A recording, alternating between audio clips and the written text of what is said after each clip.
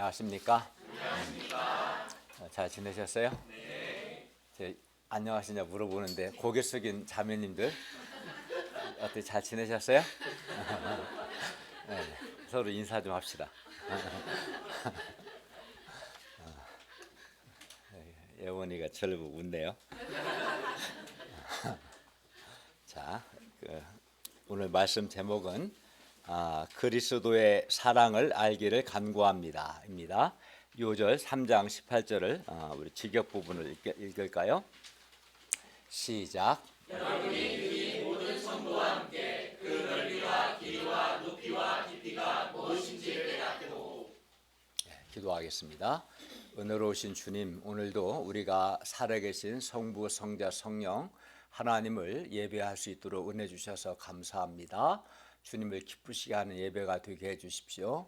또 주께서 우리를 불쌍히 여기셔서 말씀으로 만나주시고 은혜 주시옵기를 기도합니다. 예수님의 이름으로 기도했습니다. 아멘. 오늘은 졸면 안 돼요. 제가 어제 몸살이 나서 한두 시간 낮에 잤는데 잠이 안 와서 10분도 못 잤어요. 밤을 새우고 자려고 해도 잠이 안 와서 계속 말씀 연구했는데 여러분 잠 안 돼요. 오늘 같은 날은 양심이 있어야지. 목사님은 10분도 안 잤는데 그죠? 자, 오늘 14, 15절을 보십시오. 바울이 기도하는 기도의 대상인 하나님 아버지는 하늘과 오늘 말씀은 사도 바울이 에베소 교회 성도들을 위해서 기도하고 하나님의 영광을 찬송하는 내용입니다. 바울의 기도 제목을 통해서 구원받은 우리가 무엇을 위해서 기도해야 하며 또 우리가 어떤 사람이 되어야 하는가 배울 수 있기를 기도합니다. 14, 15절을 보십시오. 바울이 기도하는 기도의 대상인 하나님 아버지는 하늘과 땅에 있는 모든 족속에게 이름을 주신 창조주 하나님이십니다. 그리고 창조주 하나님은 하나님의 자녀인 우리의 기도를 들으시고 우리가 온갖 구하는 것이나 생각하는 것보다 훨씬 더 넘치도록 능히 응답하십니다. 그렇기 때문에 우리는 기도 응답에 대한 확신을 가지고 담대하게 하나님께 기도할 수 있습니다. 그리고 바울이 무릎을 꿇고 기도하는 것은 바울이 하나님 앞에서 겸손하기 때문이고 무엇보다 에베소 성도들을 위한 바울의 기도 제목이 그만큼 간절했기 때문입니다. 당시 유대인들은 이제 서서 기도하는 게 일반적이었는데 바울이 무릎을 꿇고 기도한 것은 그만큼 하나님 앞에 그가 겸손했고 그의 기도 제목이 간절했기 때문입니다. 그러면 에베소 성도들을 위한 바울의 간절한 기도 제목이 뭡니까? 첫째, 세 가지인데요. 첫째, 하나님께서 여러분의 속사람을 강건하게 하시고 여러분이 사랑 안에 뿌리를 내리고 견고해지길 바랍니다. 입니다. 16, 17절 말씀입니다. 우리 16절을 한번 읽어볼까요? 시작. 아버지께서 그의 영광의 풍성을 따라 그의 성령으로 말미암아 능력으로 여러분의 속사람을 강건하게 하시고. 여기서 속사람은 사람의 마음을 가리킵니다. 겉사람은 뭐겠어요? 사람의 육체를 가리키겠죠. 따라서 에베소 교회 성도들의 속사람을 강건하게 해달라는 것은 하나님께서 그들의 마음을 강건하게 해달라는 겁니다. 그러면 바울은 왜 첫 번째로 에베소 교회 성도들의 속사람, 마음을 하나님께서 강건하게 해달라고 기도하는 것일까요? 에베소 교회 성도들이 거대한 이방 불신적인 세상에서 하나님의 한 새 사람 곧 하나님의 새로운 인류로서 불신 세상과 구별된 거룩한 삶을 살기 위해서는 그 무엇보다 반드시 속사람 그들의 마음이 강건해야 하기 때문입니다. 그들의 마음이 강건하지 않으면 그들이 거룩한 삶을 사는 것이 불가능합니다. 그뿐 아니라 그들이 공중의 권세를 가진 악한 영들과 맞서 싸우기 위해서도 그들의 속사람, 그들의 마음이 강건하게 되는 것은 필수입니다. 그리고 박해에도 불구하고 그들이 예수 그리스도의 복음을 전하기 위해서는 속사람이 강건해야 합니다. 속사람이 강건하지 않으면 박해 앞에서 두려워서 이제 포기하게 되겠죠. 마음이 강건하지 못하고 약한 그리스도인은 자기 욕심을 제어하지 못하고 절제하지 못하고 또 죄의 유혹에 쉽게 굴복하고 또 시험과 고난 앞에서 무너지기 때문에 속사람이 강건하게 되는 것이 매우 중요합니다. 속사람, 곧 마음이 강건하지 않아서 자기 욕심대로 살고 또 마음이 강건하지 않아서 쉽게 죄의 유혹과 시험에 넘어지는 신자가 어떻게 거대한 불신적인 세상에서 거룩한 삶을 살 수 있겠습니까? 불가능하겠죠. 속사람, 마음이 약한 그리스도인이 어떻게 악한 영들과 맞서 싸울 수 있겠습니까? 또 어떻게 예수 그리스도의 복음을 전하는 삶을 살 수 있겠습니까? 예수 그리스도의 복음을 전할 때 거절과 배척과 박해가 있거든요. 이 상황에서 속사람, 마음이 강건하지 않으면 포기하고 그리스도의 복음을 전하기 어려울 겁니다. 그래서 사도 바울은 하나님께서 에베소 교회 성도들의 마음 곧 그들의 속사람을 강건하게 해달라고 간구한 것입니다.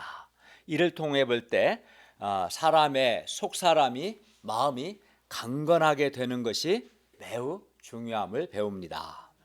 속사람이 강건하게 되지 않으면 거룩한 삶도 불가능하고 악한 영들과 싸움도 불가능하고 또 예수 그리스도의 복음 전하는 것도 불가능하고 또 어려움 앞에서 극복하는 것도 불가능하기 때문이죠. 그러므로 우리도 우리의 속사람이 강건해야 하며 우리의 속사람이 강건하게 해달라고 기도해야 합니다. 우리의 속사람이 강건하지 못하면 우리 역시 쉽게 세상 욕심이나 죄의 유혹에 굴복하게 되어 거룩한 삶을 살지 못합니다.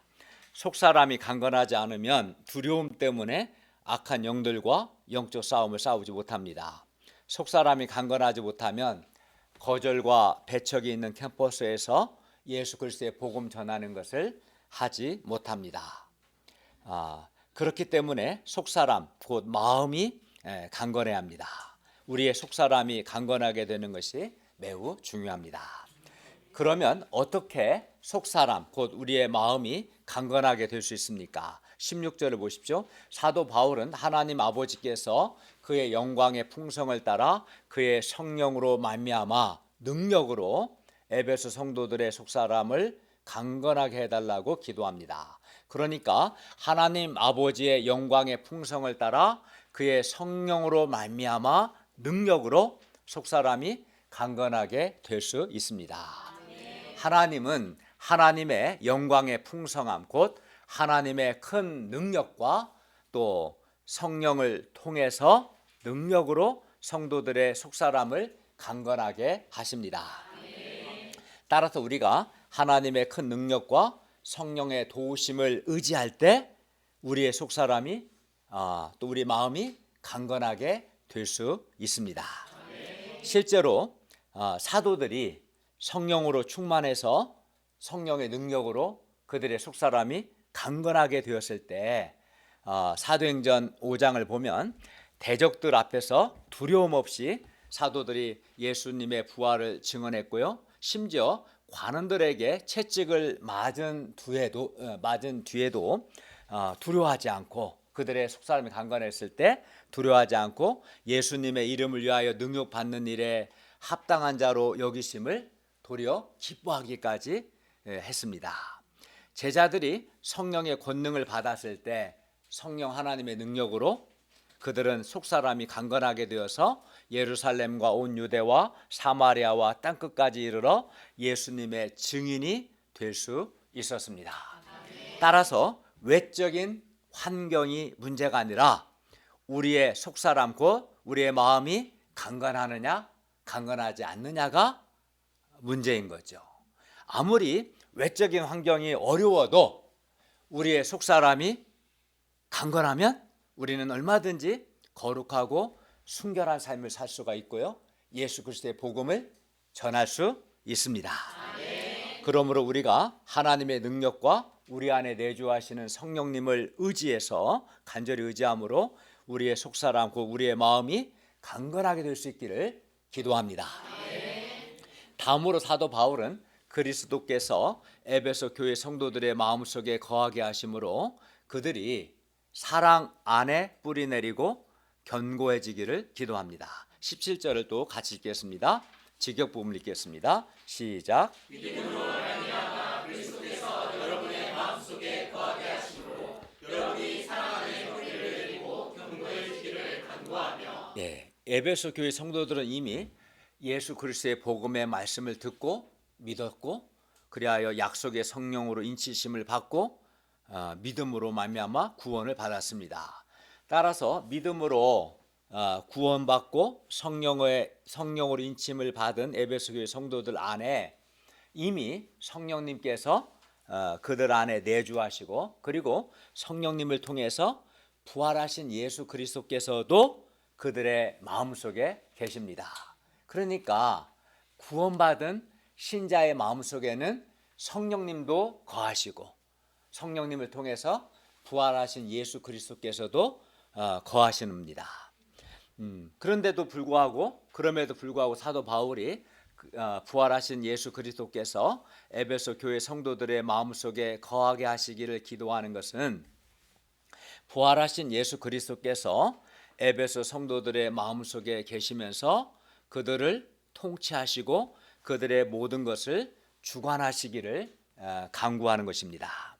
그리고 부활하신 예수 그리스도께서 마음속에 거하시면서 우리를 다스리시고 우리를 도우시는 이러한 지속적인 내주는 믿음을 통해서 가능하게 됩니다. 여기서 믿음은 부활하신 예수 그리스도를 나의 삶의 주인으로 받아들이고 변함없이 부활하신 예수 그리스도를 신뢰하는 것, 이게 믿음입니다. 이 믿음이 있을 때 예수 그리스도께서 내 마음에 거하시고 예수 그리스도께서 내 마음에 거하실 때 우리가 하나님의 사랑 안에 뿌리를 내리고 견고해질 수 있습니다. 에베소 교회 성도들이 변함없이 예수 그리스도를 그들의 삶의 주인으로 인정하고 예수 그리스도를 신뢰할 때 예수 그리스도께서 그들의 마음속에 거하심으로 그들은 예수 그리스도의 다스리심을 받을 뿐만 아니라 사랑 안에 뿌리를 내리고 견고해질 수 있습니다. 물론 여기서 사랑은 예수 그리스도 안에서 나타나고 성령으로 성도들의 마음속에 부음받은 하나님의 사랑을 가리킵니다. 하나님의 사랑은 에베소 교회 성도들의 구원의 근거이며 그들의 삶의 확실한 토대입니다. 하나님의 사랑은 그들의 구원의 근거이며 그들의 삶의 확실한 토대입니다. 하나님께서 범죄한 그들을 구원하기 위해서 독생자 예수님을 십자가에 내어주시기까지 그들을 사랑하셨기 때문에 그들이 구원을 받은 겁니다.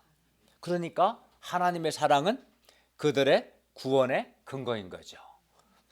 그리고 우리가 우리를 향한 하나님의 사랑을 확신할 때 하나님의 사랑 안에 뿌리를 내리고 즉 견고하게 될 때 우리는 하나님의 사랑 안에 뿌리를 내리고 견고하게 될 때 즉 하나님의 사랑 확신하게 될 때 우리는 어떤 어려움 앞에서도 흔들리거나 어둠에 빠지지 않고 넉넉히 이길 수 있습니다.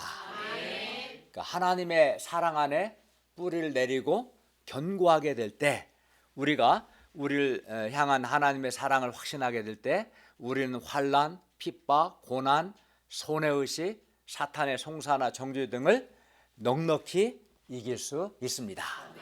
그렇기 때문에 우리가 하나님의 사랑 안에 깊이 뿌리를 내리고 견고하게 되는 것, 즉 하나님의 사랑을 확신하는 것은 매우 매우 중요합니다.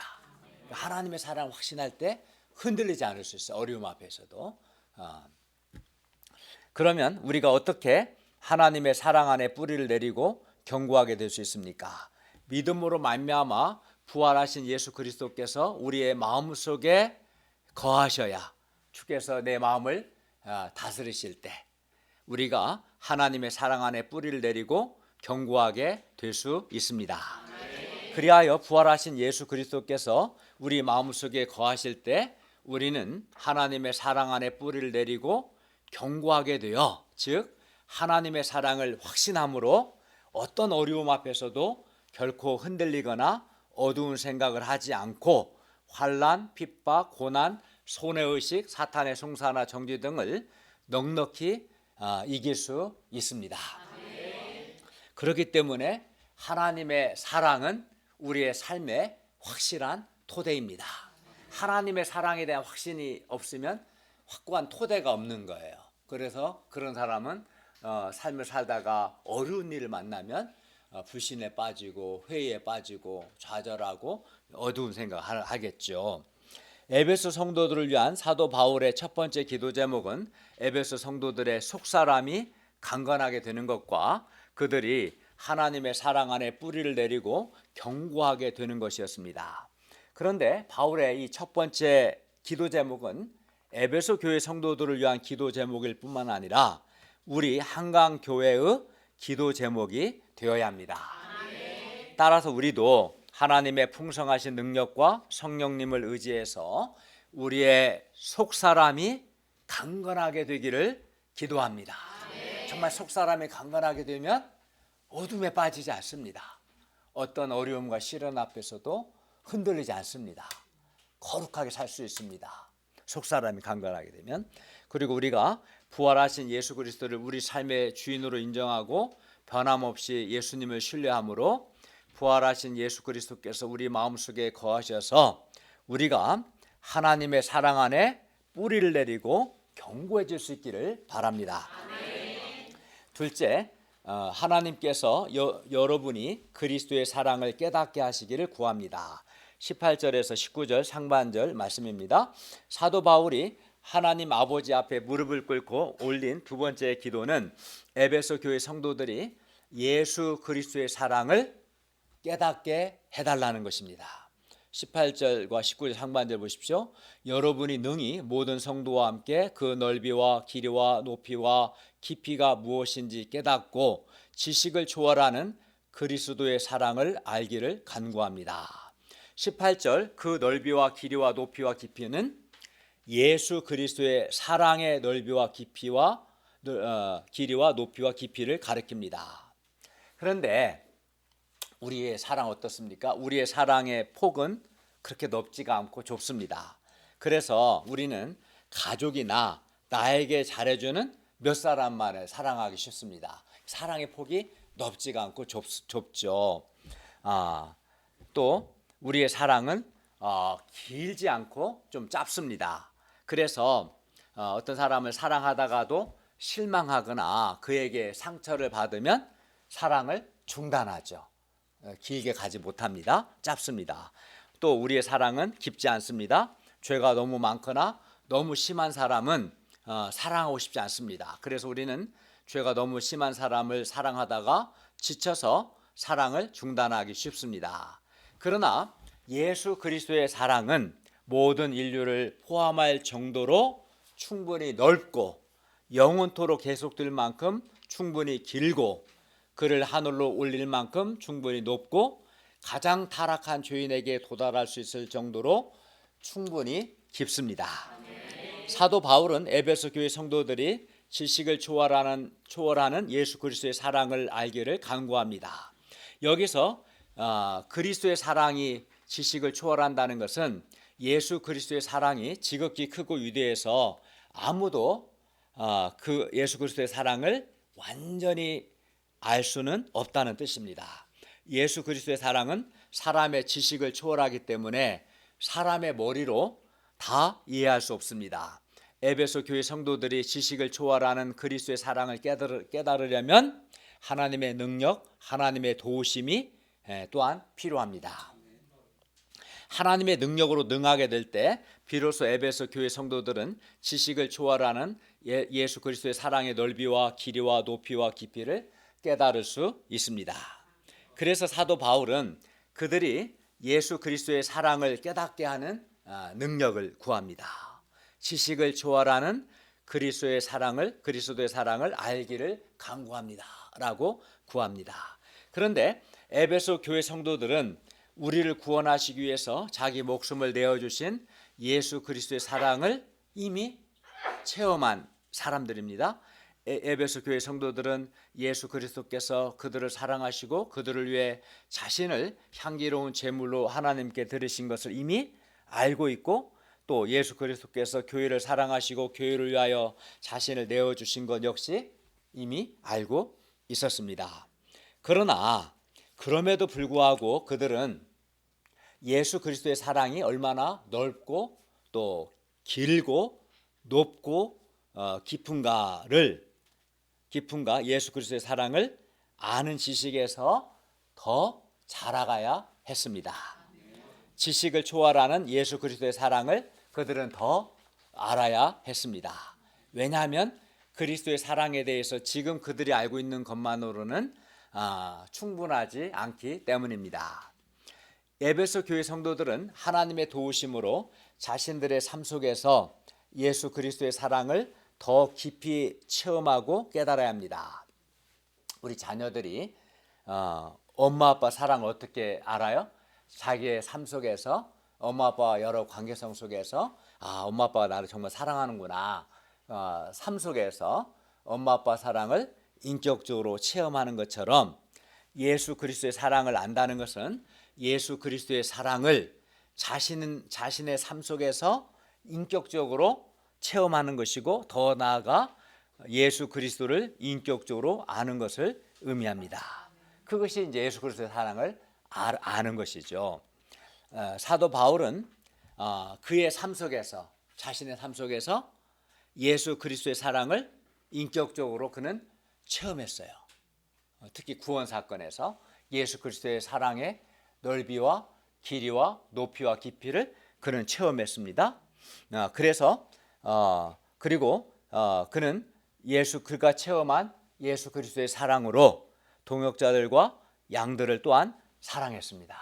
그래서 사도 바울은 그가 그의 삶 속에서 체험했던 예수 그리스도의 사랑에 대해서 고린도전서 13장 4절부터 7절에서 이렇게 말했습니다. 그러니까 그가 체험하지 않은 걸 말하는 게 아닙니다. 그가 체험했던 예수 그리스도의 사랑이 뭔가 이렇게 말합니다.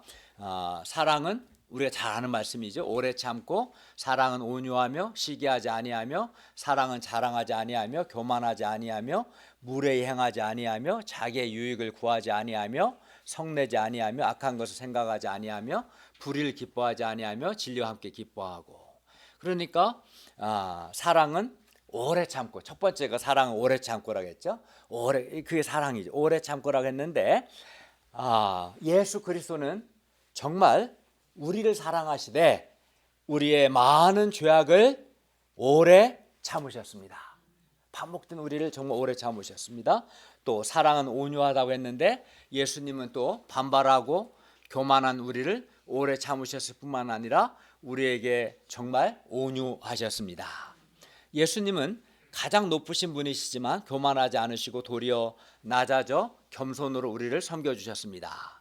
또 예수님은 또 사람들에게 무례히 행하지 않으셨고 성내지도 않으셨습니다. 물론 한 번도 악한 것을 생각하지 않으셨고 불의를 기뻐하지도 않으셨습니다.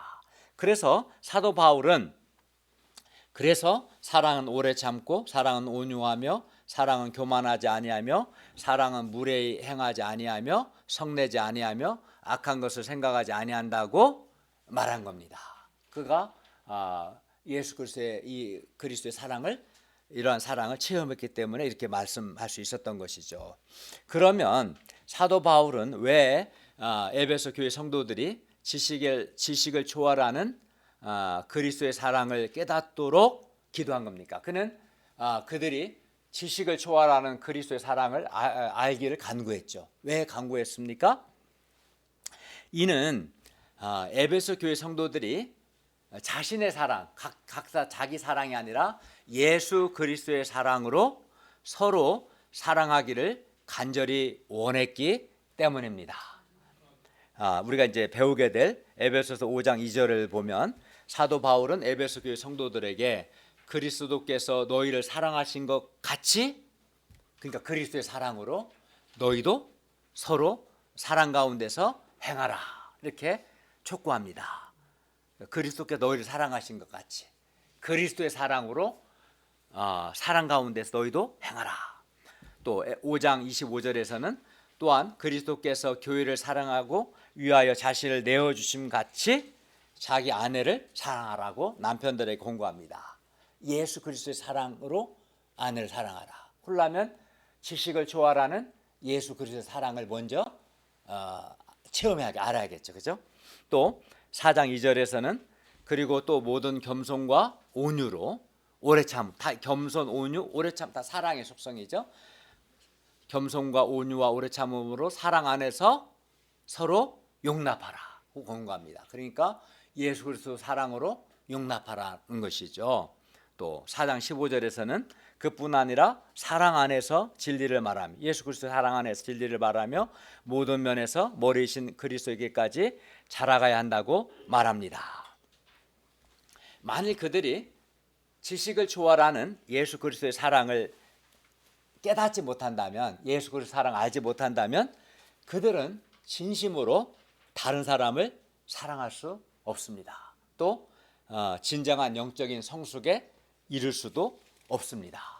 그러니까 그들이 예수 그리스도의 사랑으로 다른 사람을 사랑하고 성숙해지려면 먼저 지식을 초월하는 예수 그리스도의 사랑을 그들이 알아야 합니다. 즉 삶 속에서 체험해야 하는 거죠. 예수 그리스도의 사랑을 깨닫는 것에서부터 그리스도인 우리 신자의 진정한 사랑과 성숙이 시작됩니다. 그래서 사도 바울은 에베소 교회 성도들이 지식을 초월하는 예수 그리스도의 사랑을 깨닫도록 기도한 겁니다. 그러므로 우리 또한 먼저 지식을 초월하는 예수 그리스도의 사랑의 넓이와 길이와 높이와 깊이를 우리 삶 속에서 체험적으로 알아야겠습니다. 그러고 나서 아주 좁고 짧고 얕은 나의 사랑이 아니라 넓고 또 길고 깊고 높은 예수 그리스도의 사랑으로 서로 사랑할 수 있기를 바랍니다. 우리가 우리 삶 속에서 우리에게 베푸신 예수 그리스도의 사랑을 체험적으로 알아가고 또 예수 그리스도 사랑으로 서로 사랑할 수 있기를 기도합니다. 이것이 사도 바울의 두 번째 간절한 기도 제목이었습니다. 셋째, 에베소 교회 성도들이 하나님의 충만의 정도까지 충만하게 되기를 바울은 간구합니다. 19절 하반절 말씀입니다. 19절 하반절을 볼까요? 여러분이 하나님의 모든 충만의 정도까지 충만하게 되기를 간구합니다. 사도 바울은 에베소 교회 성도들이 하나님의 모든 충만의 정도까지 충만하게 되기를 간구했습니다. 여기서 하나님의 모든 충만은 하나님의 완전함을 뜻합니다.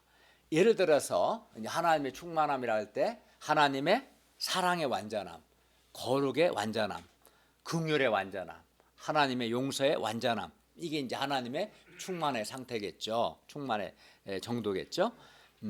바울은 에베소 교회 성도들이 하나님의 완전함의 수준까지 이르기를 기도합니다. 하나님의 충만의 정도까지 충만하게 되기를, 즉 자라기를 기도하는 것이죠.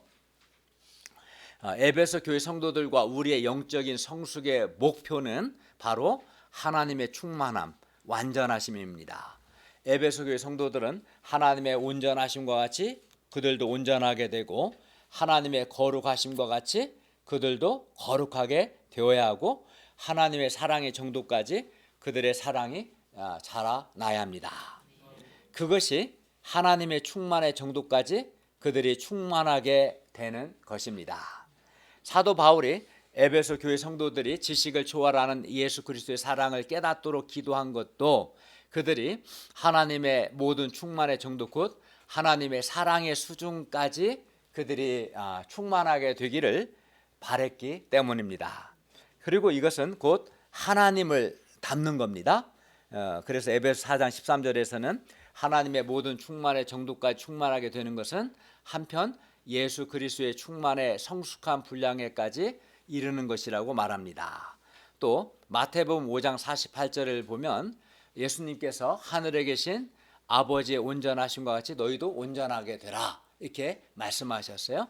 하나님의 온전하게 되는 것이 하나님의 충만의 정도까지 충만하게 되는 것이죠. 그러니까 에베소 교회 성도들과 우리의 영적인 성장과 성숙의 목표는 바로 하나님의 충만, 하나님의 온전하심입니다.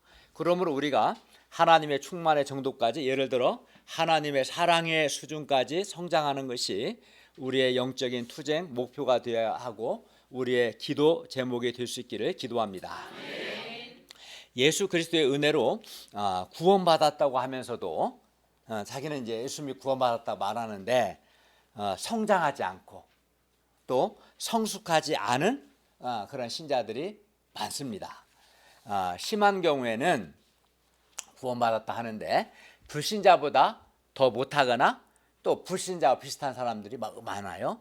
예를 들어 하나님과 주님의 교회를 사랑하지 않고 도리어 세상을 사랑하고 세상 정욕을 사랑하는 신자들을, 이런 불신자와 다를 바 없는 신자들 우리는 봅니다. 또 신자라고 하면서도 거룩하지 않고 음란과 정욕의 죄를 짓는 사람들을 봅니다. 이런 사람들은 하나님의 충만은커녕 불신자와 다를 바가 없습니다. 신자라고 하면서도 주님의 교회에서 서로 사랑하지 않고 시기하고 비난하고 불평하는 자들을 봅니다. 예수 그리스도의 은혜로 구원받은 신자가 이렇게 성장하지 않고 또 성숙하지 않는 것은 매우 잘못된 것이고 매우 안타까운 일입니다. 요즘 우리 이현우 하예수 목사님의 우리 지훈이가 잘하는 것을 보는 기쁨이 매우 크죠. 아침마다 옵니다. 풀타임 모임 때. 지훈이가 지금 몇 개월 됐죠? 14개월 됐는데 갈수록 신체만 잘하는 것이 아니라 이모 삼촌들과 의사소통하는 것도 잘하고 있습니다. 그저께는 제 거 펜 2개를 가져다가 백미돈 목사님 죽으면서 막 박수 쳐요. 자기 잘했다는 거죠. 자기가 막 그러더라고요. 계속 박수 치고 소통하는 거예요. 소통.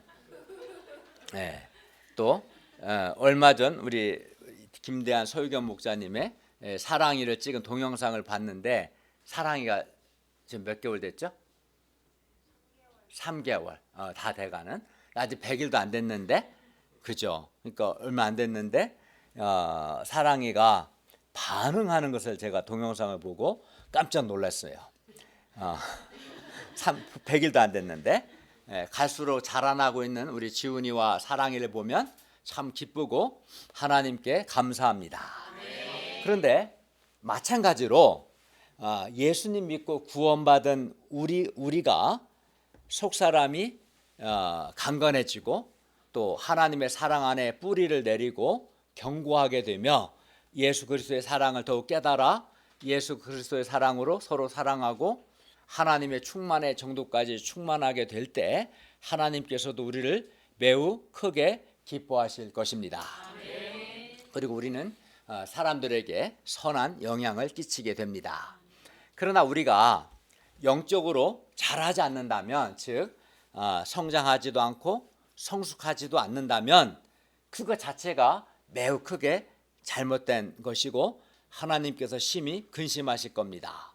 또 그런 사람은 다른 사람들에게 선한 영향은커녕 나쁜 영향을 끼치게 될 겁니다. 따라서 우리는 영적으로 성장하고 성숙해야 합니다. 우리의 속사람이 성령의 능력으로 강건하게 되어야 하고 예수 그리스도께서 우리 마음속에 거하심으로 우리가 하나님의 사랑 안에 뿌리를 내리고 견고하게 돼야 합니다. 하나님의 사랑에 대해서 즉 흔들리지 않는 확신을 가져야 합니다. 그때 어떤 어려움 앞에서도 어둠에 빠지지 않고 흔들리지 않겠죠. 특히 예수 그리스도의 사랑을 우리의 삶 속에서 체험적으로 알고 예수 그리스도의 사랑으로 서로 사랑해야 합니다. 사랑이 자라야겠죠. 그리고 하나님의 충만의 정도까지 자라야 합니다. 그러면 우리가 어떻게 이렇게 성장할 수 있습니까? 우리가 결국은 이제 오늘 말씀은 성장해야 한다는 건데요. 우리가 영적으로 성장하고 성숙하기 위해서는 우리가 하나님의 말씀을 믿고 말씀을 순종해야 합니다. 말씀을 믿고 말씀을 순종해야 영적으로 성장해요. 속사람도 강건하게 되고 하나님의 사랑 안에 뿌리를 내리고 견고하게 되고 또 하나님의 충만의 정도까지 점점 성장하게 되는 것이죠. 영적으로 성장하고 성숙하기 위해서는 하나님의 말씀 순종이 절대적으로 중요합니다. 사람이 말씀을 순종하지 않으면 결코 영적으로 성장하거나 성숙할 수 없어요. 우리 마치 갓난아기가 젖을 먹지 않으면 자랄 수 없는 것처럼 베드로전서 2장 4절에 보면 하나님의 말씀을 순전하고 신령한 젖이라고 표현하잖아요. 말씀을 듣고 믿고 순종하지 않으면 마찬가지로 우리도 자랄 수 없어요.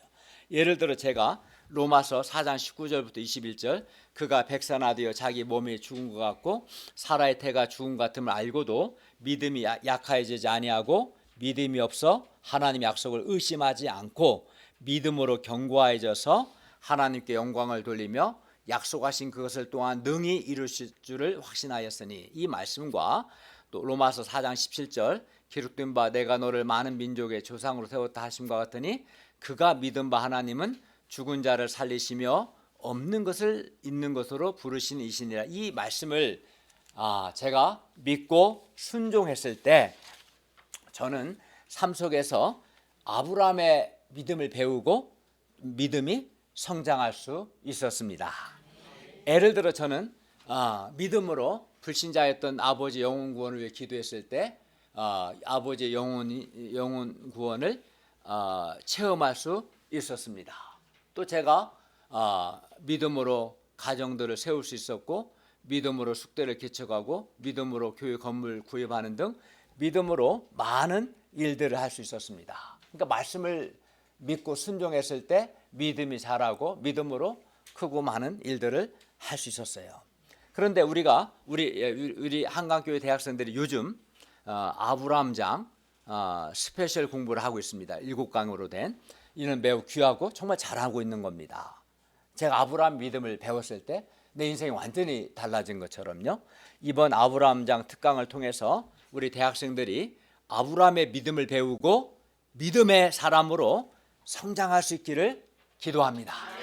아브라함의 믿음이 어떤 믿음인가 배우고 성장할 수 있기를 바랍니다.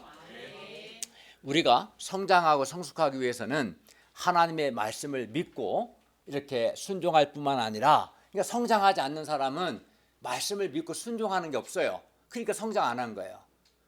순종한 말씀 말하라 하면 딱 말할 수 있어야 돼요. 순종한 말씀이 없는 사람은 성장이 없어요. 말씀을 믿고 순종하지 않으면 결코 성장이 불가능합니다. 그거는 예외가 없어요.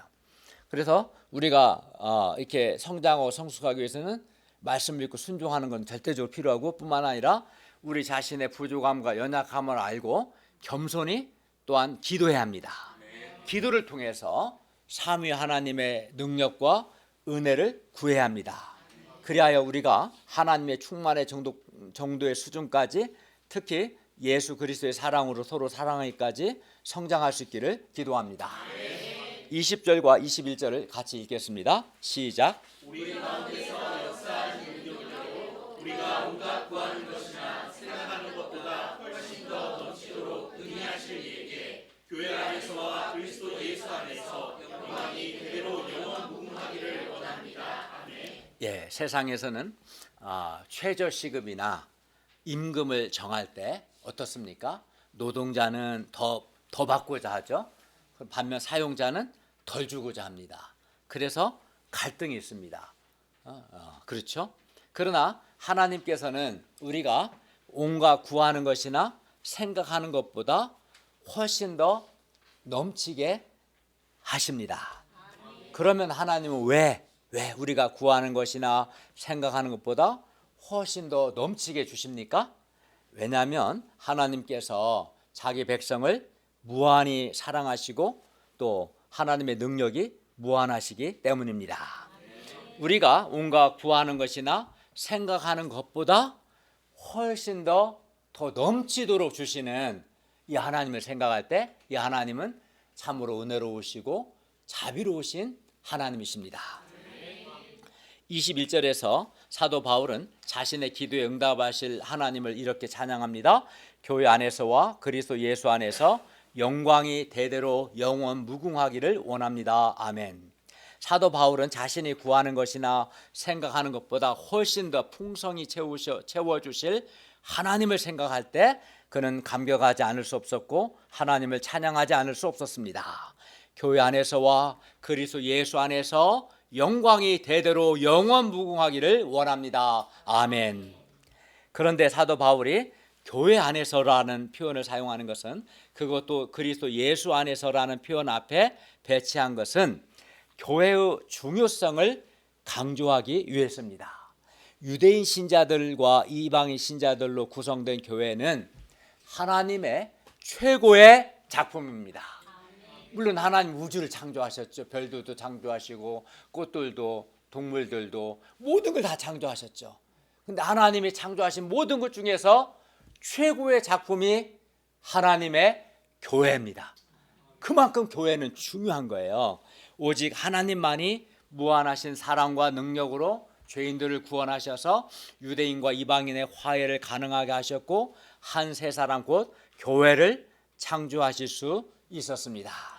그리하여 예수 그리스도의 교회만큼 하나님의 능력과 하나님의 사랑과 하나님의 영광을 잘 보여주는 것은 없습니다. 그렇기 때문에 교회는 매우 귀하고 중요합니다. 우리가 주님의 교회를 매우 귀하고 중요하게 여겨야 합니다.